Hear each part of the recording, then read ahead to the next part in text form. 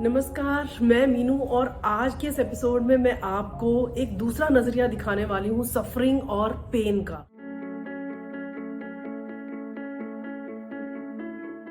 हम सब जो इस धरती पर इनकारनेट हुए हैं किसी न किसी स्टेज पे, इनफैक्ट जाने अनजाने हमें खुद पता भी नहीं होता है कि हम कैसे चाइल्डहुड से ही जिस फैमिली में हम पैदा हुए हैं वहीं से हमारे अर्ली चाइल्ड एक्सपीरियंसेस जो हैं वो हमें धीरे धीरे पेन देकर हमें प्रिपेयर कर रहे होते हैं कि आगे लाइफ में हम किस प्रकार इस पेन के लिए टॉलरेंट रहें, सफरिंग्स को हम कैसे रेजिस्ट करें, कैसे कंट्रोल करें। जो मीनिंग्स हम पेन और सफरिंग को देते हैं, क्या वो मीनिंग सही मीनिंग है? क्या सच में जो पेन और सफरिंग हम सोच रहे हैं वो पेन और सफरिंग है, और जो हम सोच रहे हैं कि प्लेजर है, जो हम सोच रहे हैं कि जॉय है, क्या सच में वो जॉय है?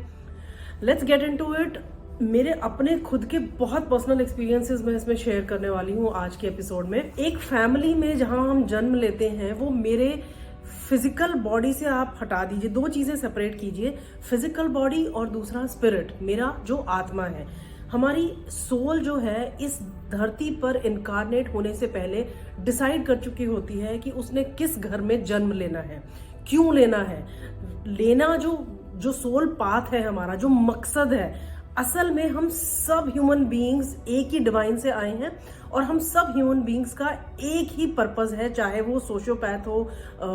एम्पैथ हो, चाहे वो नार्सिसिस्ट हो, चाहे वो को डिपेंडेंट हो। हर किसी का एक ही डिवाइन से नीचे आना और एक सोल पाथ होना, वो एक जो सोल मिशन है, हम सबका एक सोल मिशन है, और वो है अपने पास्ट में जो हमने पास्ट लाइव्स में जो कर्म, राइट, रॉन्ग, जो भी हिसाब किताब करके हम आए हैं यहाँ पर, यहाँ आके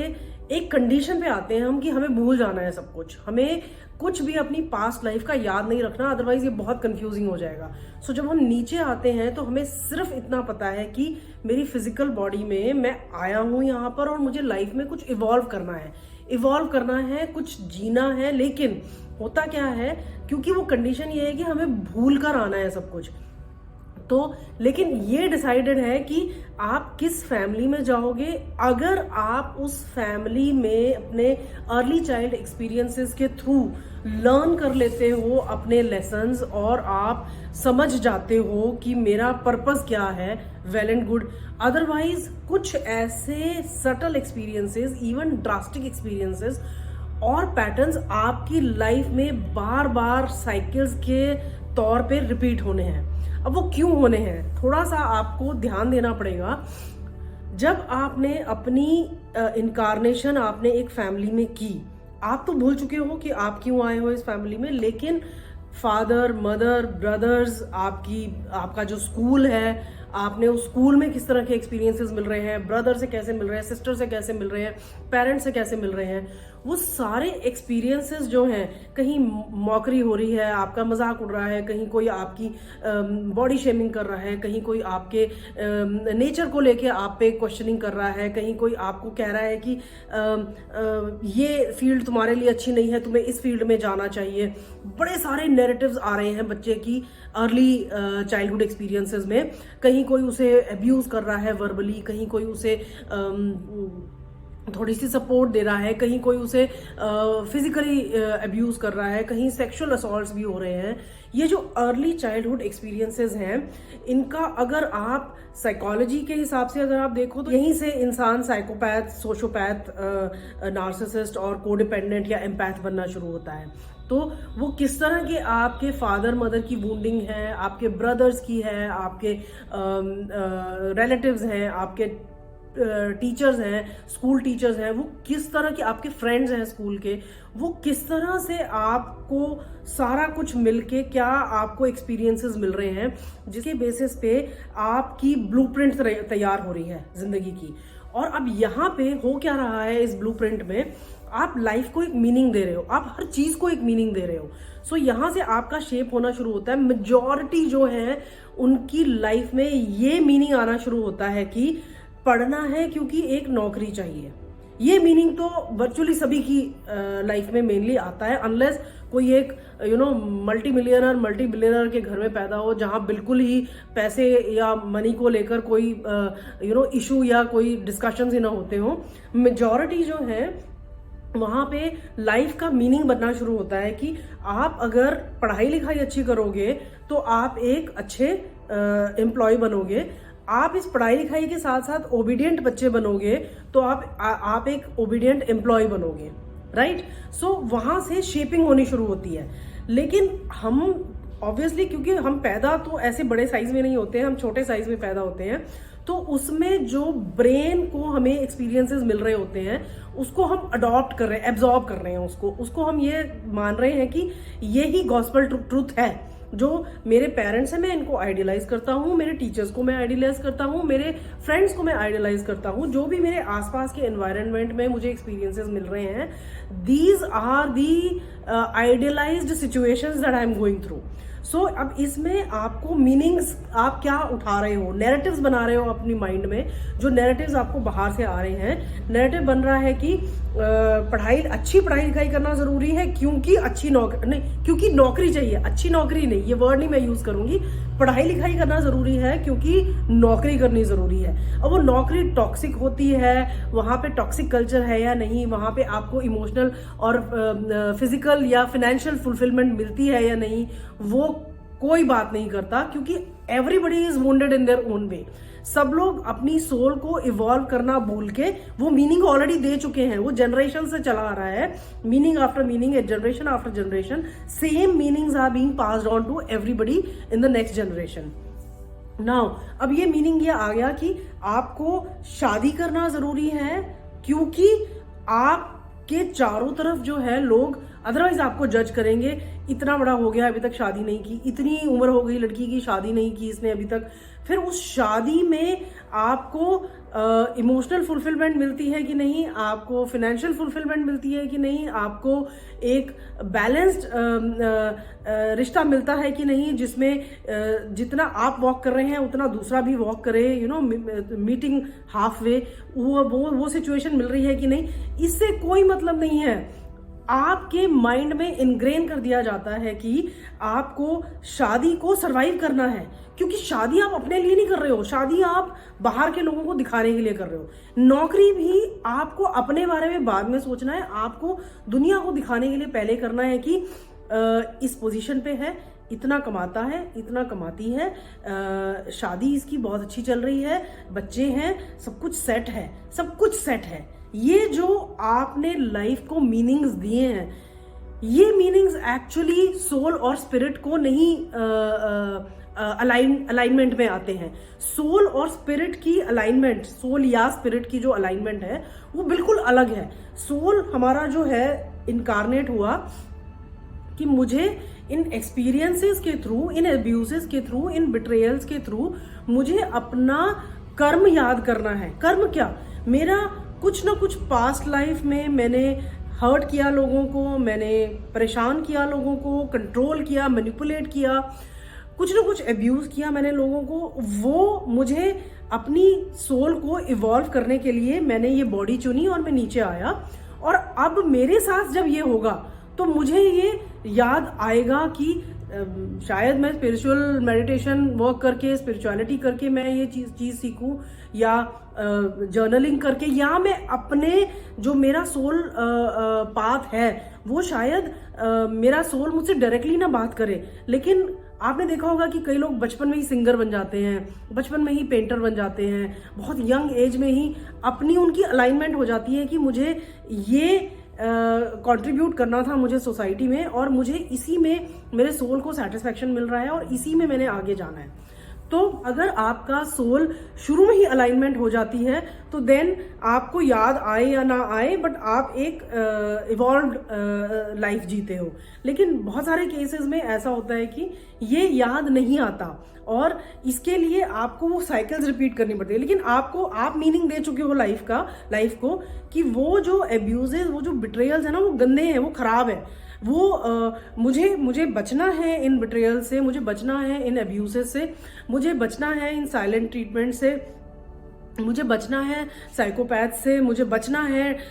उन जॉब में उन लोगों से जो कि मुझे परेशान कर रहे हैं, मुझे बचना है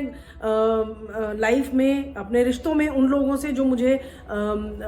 मुझे जो परेशान कर रहे हैं, मुझे जो लव नहीं दे पा रहे हैं, मुझे जो फुलफिलमेंट नहीं दे पा रहे हैं, मुझे इग्नोर करनी है पेन, सो रेजिस्ट करनी है पेन। ये एक बेसिक मुद्दा बन जाता है मेजॉरिटी ऑफ द पॉपुलेशन का कि जॉब मुझे कंटिन्यू करनी है कि मैं पेन को अवॉइड कर सकूं। पेन क्या? जॉबलेस होना। और उसमें इस पूरे प्रोसेस में मेरा स्पिरिट क्या चाहता है, मेरा अपना इंटरेस्ट क्या है, मैं जॉब क्या इसलिए कर रहा हूँ because I am enjoying my job, या मैं जॉब इसलिए कर रहा हूँ कि मुझे पैसे कमाने हैं और वो पैसे कमा के मुझे अपनी फैमिली के लिए कमाने हैं, मुझे लेगेसी क्रिएट करनी है कल के लिए। ये दोनों में बहुत फर्क है। सो जब आप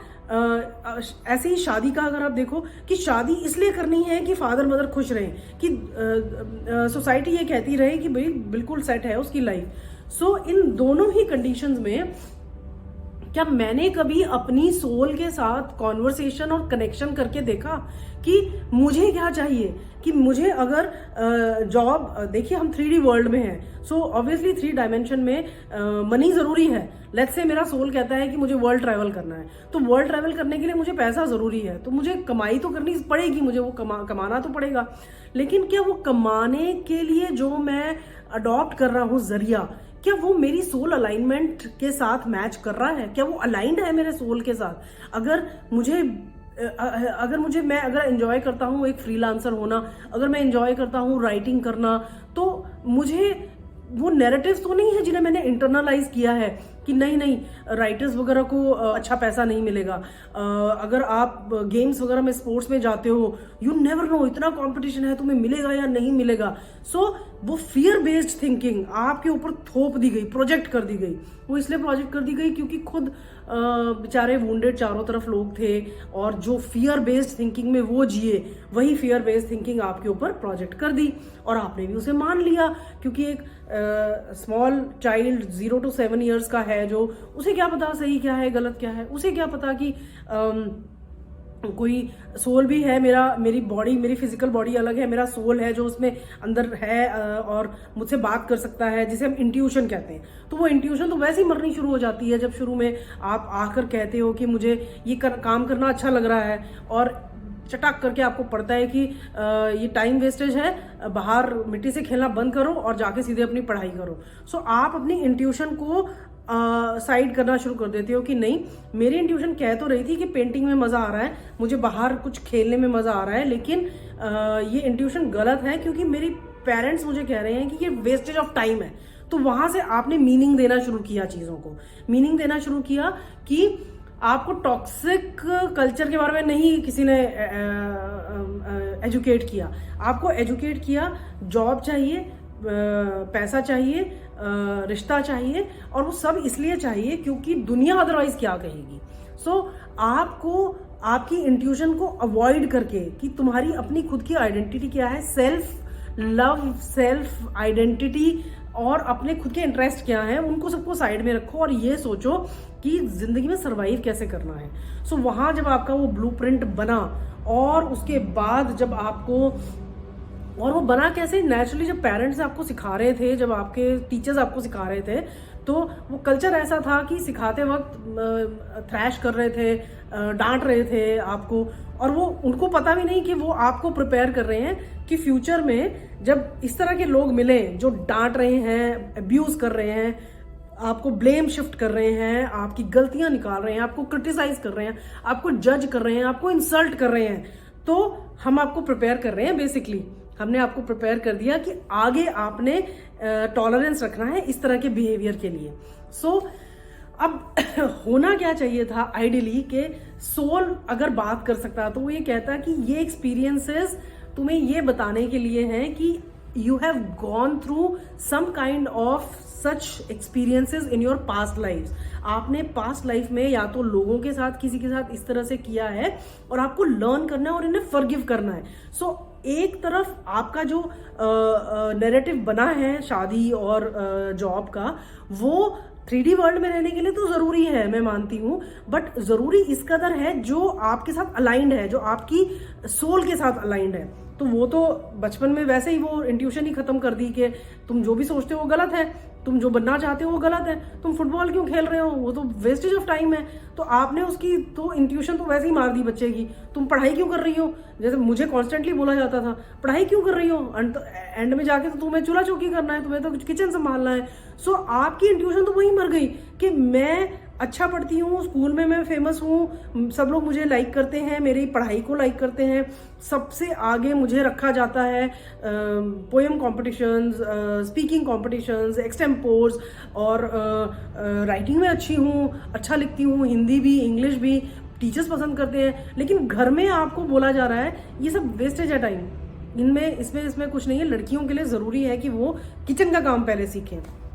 आपने मिनिमाइज कर दी बच्चे की अचीवमेंट, उसकी जो अचीवमेंट है वो इंपॉर्टेंट नहीं है, जो वो नहीं करना चाहता वो करो। ऐसे ही लड़कों को कि भाई तुम्हारी जो अचीवमेंट है तुम्हारी गेम स्पोर्ट्स की, वो हमारे लिए इंपॉर्टेंट नहीं है। हमारे लिए इंपॉर्टेंट है कि तुम एकेडमिक्स पे अपना ध्यान दो, क्योंकि वहाँ पे हम तुम्हें सक्सेसफुल देखना चाहते हैं। बाकी वहाँ पे तुम्हारी मेंटल अलाइनमेंट है या नहीं, तुम मेंटली हैप्पी हो या नहीं, उससे हमें कोई मतलब नहीं है। और वो इसलिए क्योंकि हम खुद वुंडेड है, हमारी अपनी वुंडिंग है, और वो हम प्रोजेक्ट कर रहे हैं तुम्हारे ऊपर, क्योंकि हमें यही सिखाया हमारे पेरेंट्स ने। अब ये जो पीढ़ी दर पीढ़ी चला आता है, किसी ना किसी को ब्रेक करना होता है। सो कहीं ना कहीं आप देखोगे कि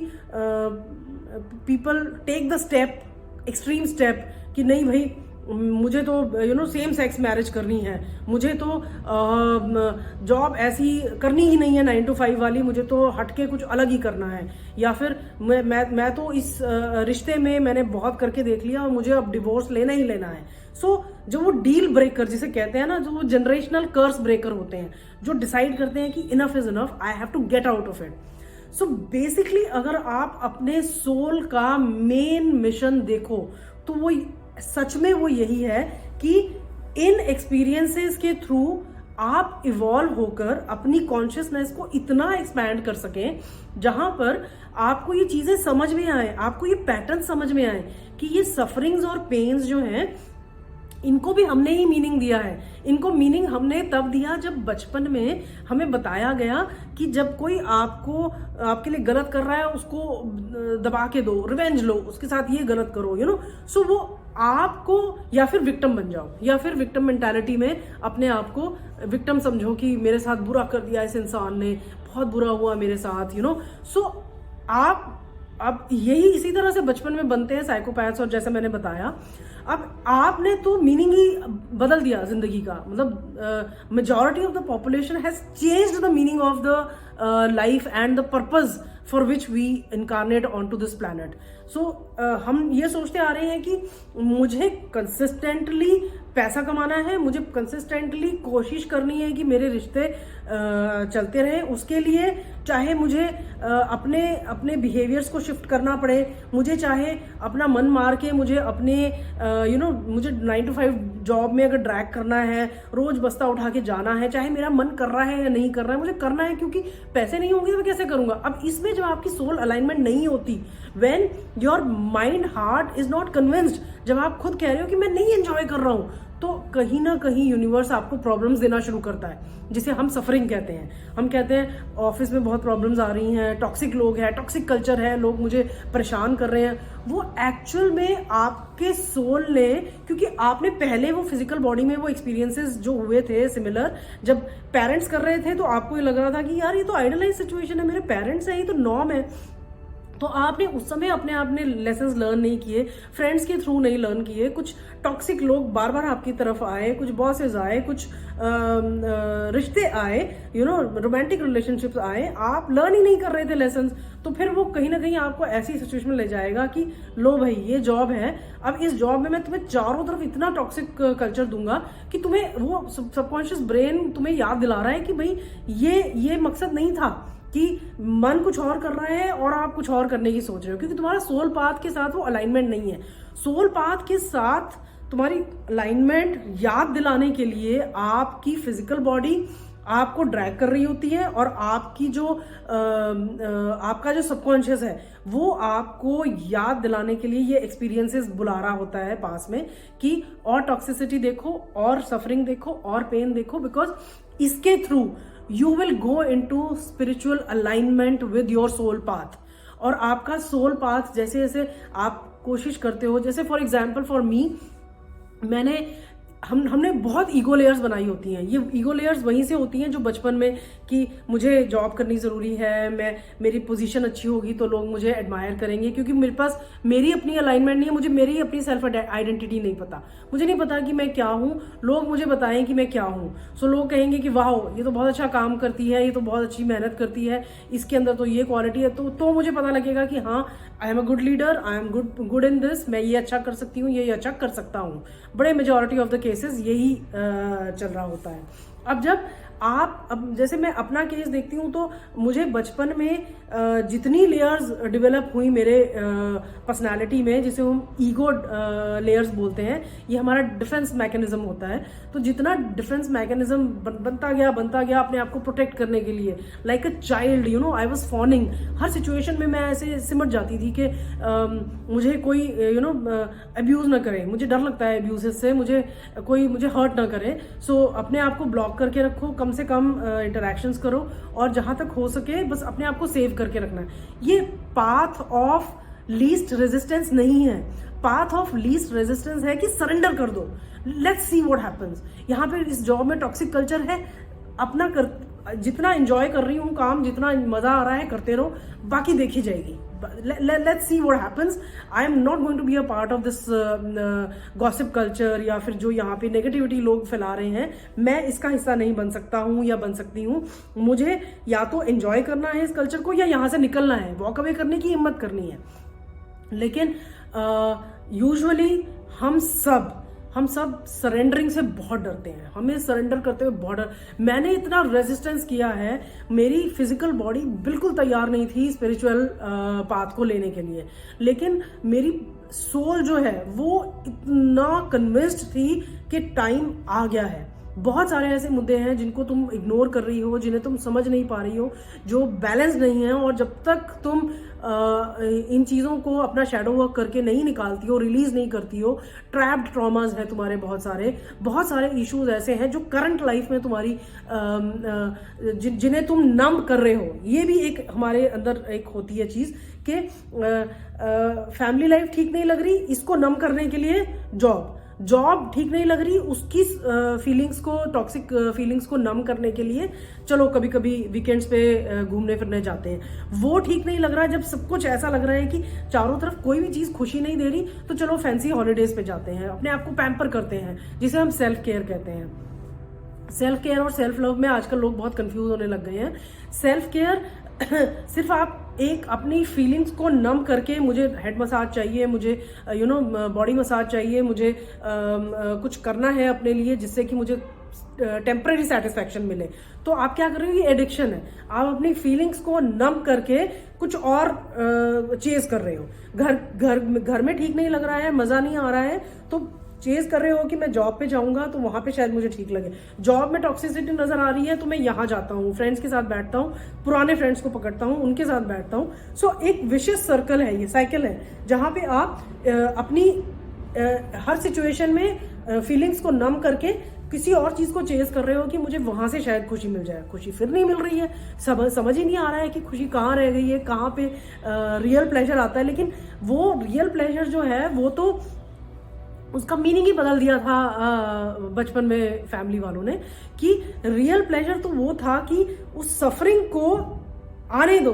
उसे रेजिस्ट मत करो, उसे आने दो और देखो कि क्या होता है। क्योंकि ये जो आप रेजिस्ट कर रहे हो वो आपके रिजेक्शन फियर्स हैं, वो आपके अबैंडनमेंट फियर्स हैं। वो जो मदर रूठ जाती थी, वो जो मदर गुस्सा हो जाती थी, चिल्लाती थी, जो फादर मारने लगते थे, जो फादर रेज में आ जाते थे, जो चिल्लाते थे या गुस्सा हो जाते थे, और या फिर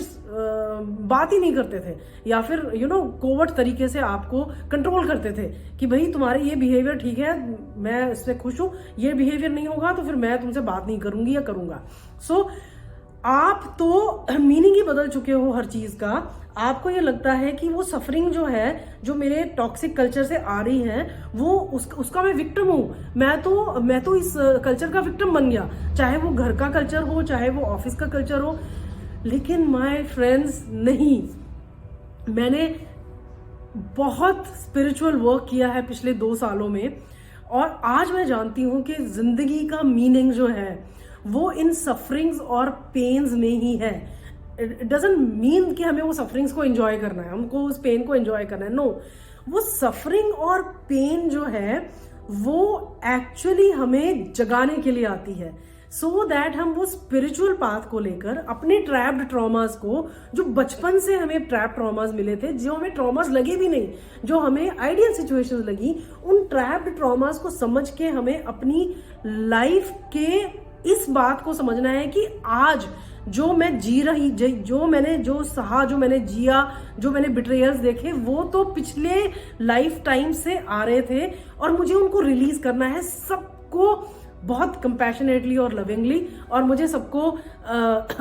रिलीज करके अपने आप को भी मुझे माफ करना है और सबको माफ करना है। मुझे उन सबको माफ करना है जिनको मैंने हर्ट किया कभी किसी लाइफ टाइम में, या मैंने क्योंकि इनमें से कुछ सोल्स ऐसे हैं जिन्हें हमने हर्ट किया होगा पास्ट लाइफ में। अदरवाइज कुछ एब्यूसेस ऐसे होते हैं जो इतने एक्सट्रीम होते हैं, जो नेचुरल नहीं है कि आपके बिना कुछ किए वो कार्मिक रिलेशंस हैं जो आपको आपके बिना बुरा किए आपके लिए बुरा कर रहे हैं, जो आपको मैनिपुलेट कर रहे हैं, जो आपको कंट्रोल कर रहे हैं, जो आपको प्यार के नाम पे फियर दे रहे हैं, जो आपको प्यार के नाम पे डरा रहे हैं, जो आपको प्यार के नाम पे परेशान कर रहे हैं, आपकी एडवांटेज ले रहे हैं, आपको हर तरह से यूज एब्यूज कर रहे हैं। सो ये कार्मिक बॉन्ड्स हैं, ये कार्मिक बॉन्ड्स हम लेकर आए हैं जिन्हें हमें इस लाइफ टाइम में हमें कम है, या फिर कोवर्ट तरीके से आपको कंट्रोल करते थे कि भाई तुम्हारे ये बिहेवियर ठीक है, मैं इससे खुश हूं, ये बिहेवियर नहीं होगा तो फिर मैं तुमसे बात नहीं करूंगी या करूंगा। सो आप तो इंसिडेंट समझ में आया है, एपिसोड समझ में आया है, और मुझे समझ में आया है कि पैटर्न्स क्या है, मेरी जनरेशनल मेरे पैटर्न्स क्या है, मेरे दादू दादी नानू नानी उन्होंने किस प्रकार का, उनका रिश्ता किस प्रकार का था, जो हम लोग यूजुअली बिल्कुल पर्दे में रखना चाहते हैं, हम सोचना भी नहीं चाहते, हम देखना भी नहीं चाहते, बट मैंने उसमें कूदी हूं, मैंने देखा है, मैंने समझा है कि ओके, नानी जो है वो बहुत ज्यादा कंट्रोलिंग थी नानू के ऊपर, नानू जो है वो अल्कोहलिक थे, दादू दादी के केस में दादी हमारी हमसे बात ही नहीं करती थी, हम लोग 1 साल में 1 बार यहाँ आते थे, but that doesn't mean that she was bad, she was so wounded. कहीं ना कहीं या तो वो को डिपेंडेंट होंगी कि उनकी जुबान ही नहीं खुलती थी। दादू जो है वो भी, मैं लड़की हूँ, मैं शायद पोती हूँ, इसलिए मुझसे खुल के बात नहीं करते थे, और वो कहीं ना कहीं वो छोटी छोटी पैटर्न्स को जब आप समझना शुरू करते हो कि ये कैसी डायनामिक थी, यही डायनामिक नीचे पास ऑन हुई, यही डायनामिक और नीचे आई, मेरे फादर मुझसे बात नहीं करते थे, दादू बात नहीं करते थे, तो क्या है ये, मतलब मेरी तो फॉल्ट नहीं है, ये फॉल्ट फिर कहाँ से आ रही है? ओके, कहीं ना कहीं थिंकिंग कि लड़कियों के साथ ज्यादा खुल के बात नहीं करनी चाहिए, लड़कियों को डिस्टेंस पे रखना चाहिए। फिर उसके बाद ये ऐसा कैसे हो सकता है कि ये पैटर्न शादी में आ गया कि हस्बैंड मुझसे खुल के बात नहीं करते, मतलब सालों तक, महीनों तक कोई कॉन्वर्सेशन नहीं होती। ओ माय गॉड, ये सारे पैटर्न्स तो सबकॉन्शियस ब्रेन बार बार लेकर आ रहा है। कुछ बॉसेस ऐसे मिलते हैं जो आपको अवॉइड कर रहे हैं, आपसे कम्युनिकेशन नहीं करना चाहते हैं। Oh my God, this is life. ये पैटर्न्स तो यही तो समझने हैं पैटर्न्स, कि ये पैटर्न्स इसलिए आए हैं मेरी लाइफ में बार बार क्योंकि कुछ कर्मास थे मेरे, जिसमें मैं शायद पास्ट लाइफ में, क्योंकि ऑब्वियसली इस लाइफ में मुझे नहीं लगता कि मैंने पर्पसली, इंटेंशनली मैंने किसी को हर्ट किया हो, लेकिन पास्ट लाइफ में कहीं ना कहीं मैंने बहुत लोगों को हर्ट किया होगा, and through communication, lack of communication, through lack of finances. So मुझे उसी तरह के रिश्ते मिले जिन्होंने मुझे इन चीजों के लिए क्रेव करवाया। सो अब जब ये सारी चीजें खुल जाती हैं, जब ये सारे पर्दे हटते हैं, फिर आपको समझ में आता है, oh my God, these were beautiful lessons. वो सफरिंग्स नहीं थी, वो ब्यूटिफुल लेसन्स थे जिन्होंने मेरे सोल को इवॉल्व करने में मदद की, जिन्होंने मुझे आज यहाँ पहुंचाया कि मैं समझ पा रही हूँ, मुझे अपनी पास्ट लाइफ से लेके अपने चाइल्डहुड एक्सपीरियंसेस सब में मीनिंग नजर आता है, सब में एक एवोल्यूशन नजर आता है, सब में एक लेसन नजर आता है, और उन लेसन्स को लर्न करके कंपैशनेटली ये समझने की ताकत आती है कि मैं एक ब्यूटीफुल सोल हूँ, आई एम इनफ, मैं वर्दी हूँ, मैं अच्छी चीज़ों की वर्दी हूँ, और मैंने अपने जो कार्मिक डेट्स पे किए हैं, इसके बाद मैं डिजर्व करती हूँ एक सुंदर लाइफ, और एक सुंदर लाइफ जो कि मेरे नैरेटिव के हिसाब से ये ना हो कि जो नैरेटिव दूसरे ने मेरे डाले हैं, मेरे अंदर दिमाग में डाले हैं, वो मीनिंग नहीं जो दूसरों ने डाले हैं। सो इट कैन मीन के 9 to 5 जॉब नहीं तो कोई और फ्रीलांसिंग काम, मेरा अपना काम, मैंने अपनी 2 बुक्स लिखी, मैंने अपना यूट्यूब चैनल शुरू किया, तो क्यों नहीं, ये तो ये भी हो सकता है। आई मीन ये भी एक सक्सेस का मंत्रा है, ये भी एक सक्सेस का रास्ता है। शादी, रिलेशनशिप, क्या अकेला रहना इतना फियरफुल है? नहीं, you can enjoy your own company. दुनिया क्या सोचेगी, ये भी तो नैरेटिव्स दुनिया ने ही बनाए हैं कि वो जो है वो शादीशुदा या फिर वो रिश्ते में है और एक सेट फैमिली है तो वो सक्सेसफुल है। वो अंदर से कितना ट्रबल्ड है, कितनी परेशान है, उसे तो दुनिया वालों को कोई लेना देना नहीं है। तो जब आप अपनी एंजॉय करने लगते हो company, then you realize I am worthy of better things. मैं तो बहुत बहुत वर्दी हूँ, मैं तो इनफ हूँ, I am enough and I can enjoy my own company. You don't need any external people to validate your experience. आपको बाहर के लोगों के अप्रूवल की जरूरत नहीं है, आपको बाहर के लोगों के एक्सपीरियंसेस सुन के अपने आप को लो वाइब्रेशन में ले जाने की जरूरत नहीं है। Life is all about, once आप अपने कार्मिक डेट्स पे करते हो, then you realize life is all about having adventures, it's all about having fun, it's all about having pure pleasure, and that pleasure you don't have to seek it outside। आप उसके लिए बाहर जाने की जरूरत ही नहीं है। आप अपनी 4 दीवारी में भी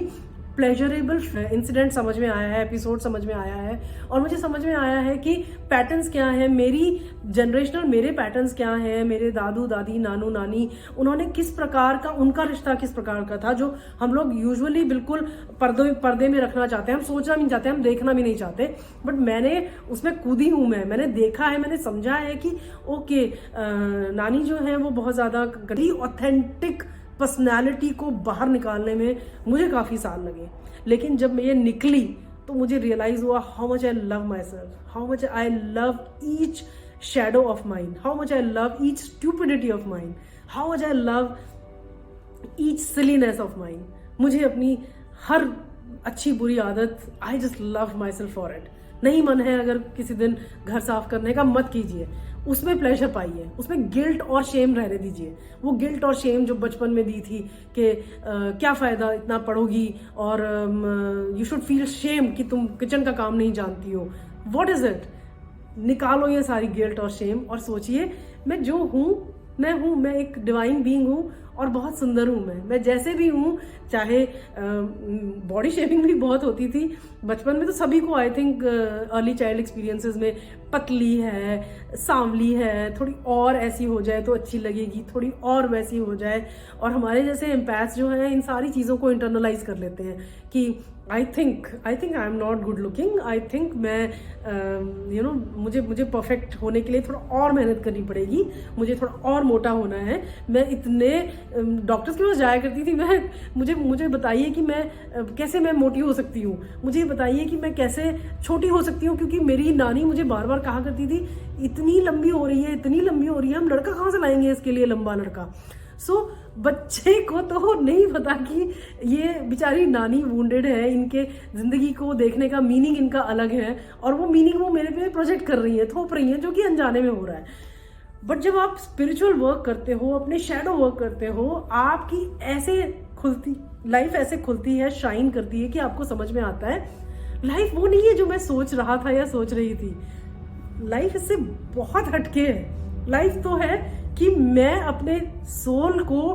वो लेसन्स दे सकूं, वो सफरिंग्स, वो पेन्स, उनके थ्रू मैं अपने सोल को इवॉल्व कर सकूं। आई होप इस एपिसोड से मैं थोड़ा बहुत कनेक्ट कर पाई हूँ आपके सोल के साथ। कोशिश कीजिए अपने पैटर्न्स को, अपनी लाइफ के पैटर्न्स को समझने की कोशिश कीजिए, सबको माफ कीजिए, खुश होके माफ कीजिए,